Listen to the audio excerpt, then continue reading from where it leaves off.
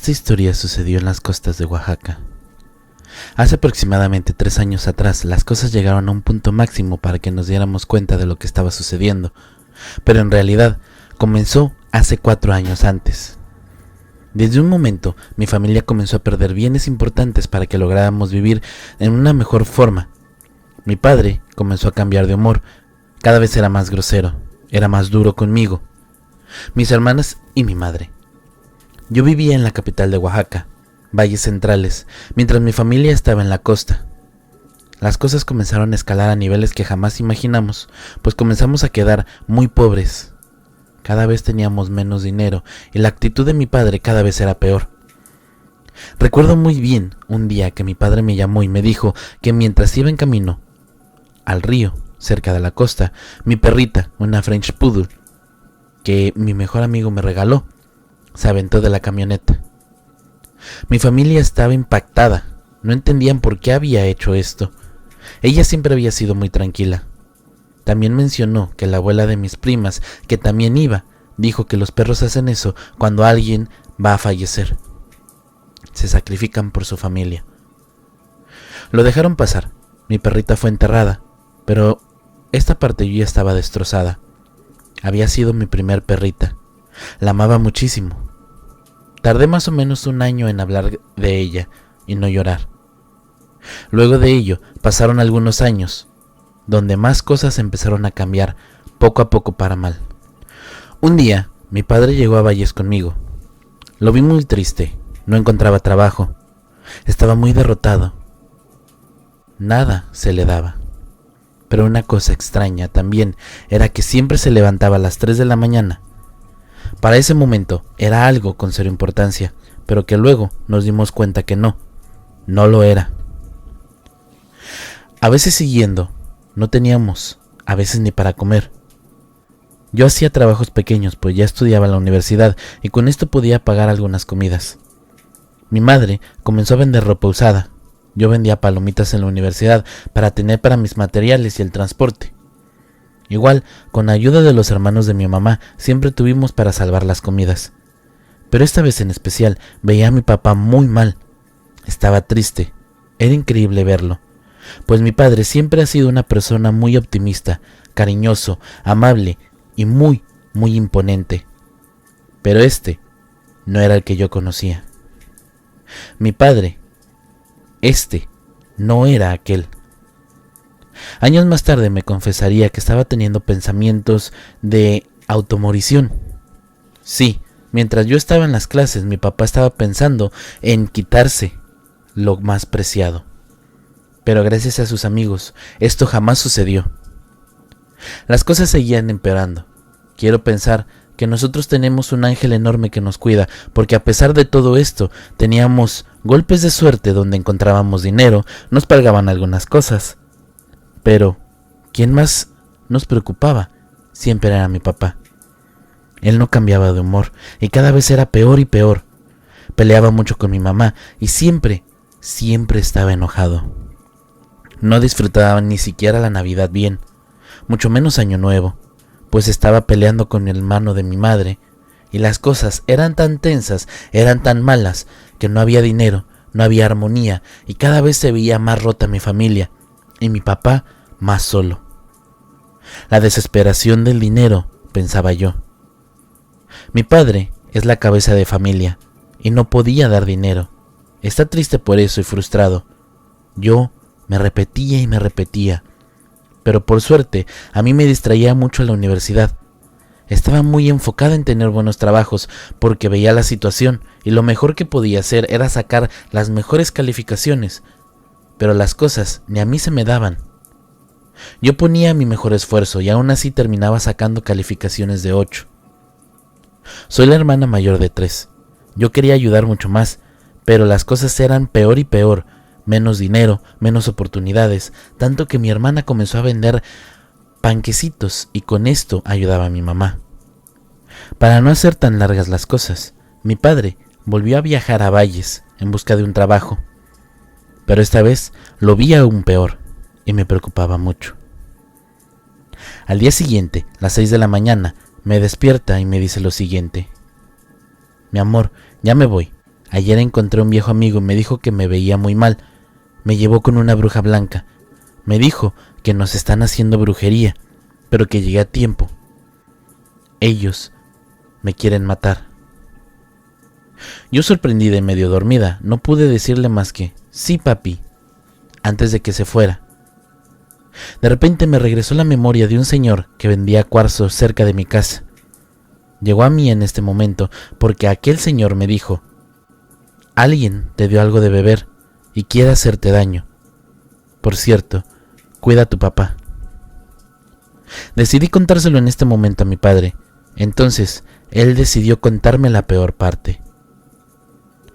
Él comenzó y me dijo: la señora me dijo que de alguna forma me querían hacer bastante daño, sobre todo haciéndole daño a mi primera hija, a ti, y yo no iba a poder soportarlo. Su mirada estaba llena de tristeza. Nos abrazamos, me dio un beso y se fue. Ahí comenzaron 3 años de lucha contra lo que estuviera pasando. Después de ese día, mi padre se sometió a varios rituales. Recuerdo que después de este primer ritual, yo viajé a la Ciudad de México a ver al que era en ese momento mi novio. Recuerdo muy bien que me fui con muy poquito dinero. Mi novio me dijo que iba a apoyarme, pero mi papá me llamó y me dijo: mi amor, ¿qué crees? Nos cayó un trabajo. Ya me hicieron mi primer pago. Te voy a mandar dinero para que allá puedas comprarte algo de ropa y zapatos. Pero yo sé que desde hace años no los podemos comprar. Luego de eso se fue a celebrar que las cosas comenzaron a cambiar. Mi padre estaba muy feliz porque sí, apenas si yo tenía para zapatos, así que mi novio me acompañó. Este fue uno de nuestros mejores momentos. Los rituales con mi familia eran constantes. Las 2 casas se mantenían con cosas que la señora, aquella bruja blanca, nos pedía. Pero el que más recuerdo fue a finales de octubre, que la señora nos pidió verla. Ahí nos explicó que las cosas que nos estaban pasando eran bastante fuertes, que el objetivo de esta gente era dejarnos pobres y hacer fallecer a mi papá. Nos dijo que nuestros ancestros no podían vernos, pero que podían ayudarnos, y que sí, mi papá había sobrevivido porque venía de familias longevas. Luego de ello, nos pidió que el 1 de noviembre llegáramos nuevamente y que todo acabaría el 1 de junio.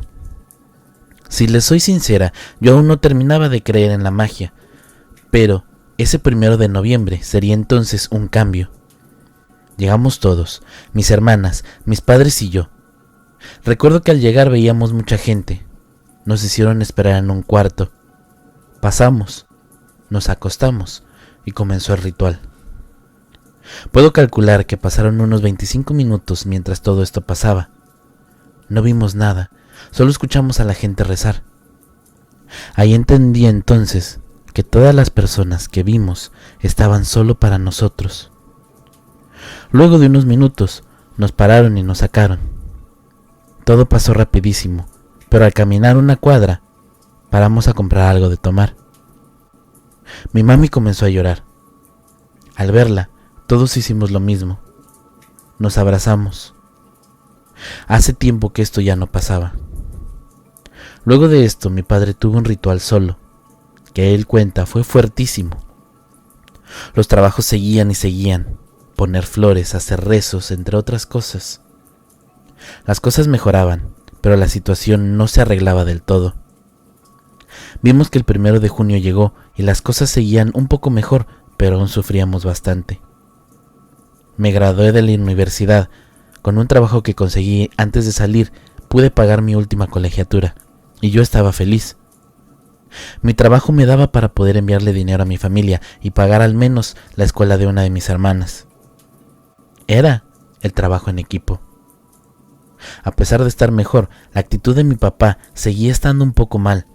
Seguía teniendo arranques de enojo, y lo que más dolía es que aún no se reconciliaba con mi tío, pues esto no nos permitía tener una buena convivencia, a pesar de que mi tío nos ayudaba con lo que podía. Pasó un año más. Las cosas seguían estable, pero no mejor. Y les soy sincera, jamás pensé que las cosas se pondrían mucho peor, pues este año las cosas escalaron a un nivel que fue demasiado crítico para mi familia. Un día, mi papá salió de la casa. Quería comprar algo y en la entrada se encontró con una virgen de Juquila. No sé si sepan estas cosas, pero en Oaxaca nosotros somos muy devotos a ella. Es muy milagrosa, pero solo era su imagen. Venía con una oración del trabajo.